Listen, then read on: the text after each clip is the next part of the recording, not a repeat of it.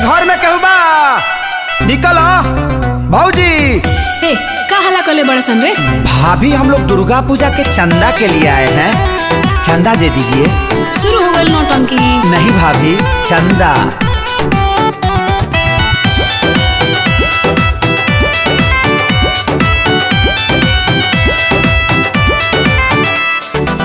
पर साल 551 ले गईला, एको कटोरी पर साद ना भेजैला। अब की तोहनी के फेरा में पड़े वाला नहीं था। हाँ? पर साल 551 ले गईला, एको कटोरी पर साद ना भेजैला। सॉरी भाभी, पूजा पाठ में न कहिल जाला जिद भौजी, पूजा पाठ में न कहिल जाला जिद भौजी। तब बोला के तना के काटी रसीद भौजी, तब बोला के तना के काटी रसीद भौजी। बुझाता कि सोना के मेडल पहनाई बोलो, भाग यहाँ से।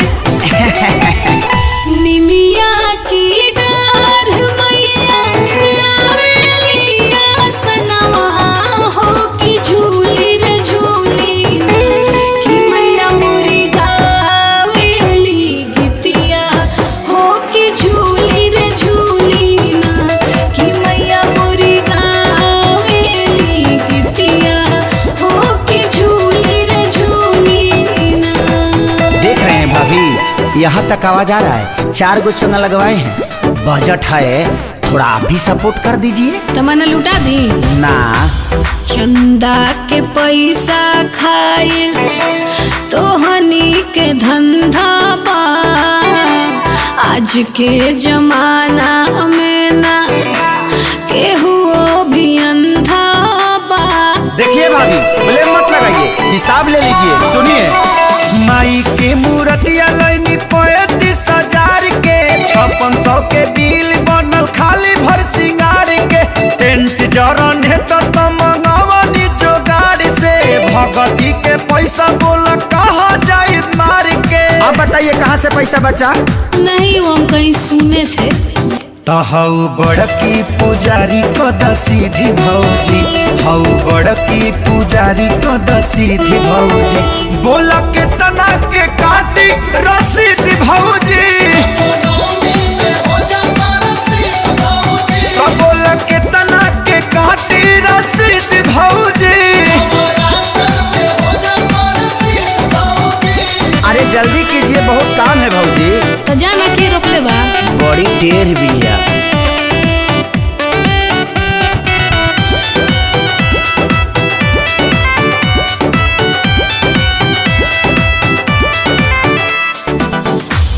₹111 हमारी ओर से लिखला, सबके पर शादी दीहार अब की तू सीखला।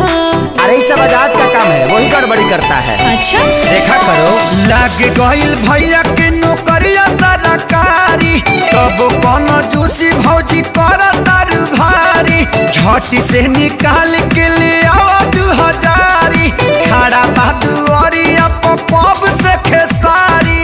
सोफा लगवा दी का? लगवा दीजिए, थोड़ा चाय भी हो जाता तो। बाटे रतन से विवेक के उम्मीद भौजी, बाटे रतन से विवेक के उम्मीद भौजी। बोला के तना के काटे रसीद भौजी, तो बोला के तना के काटे रसीद भौजी। चुपचाप धर आ निकल।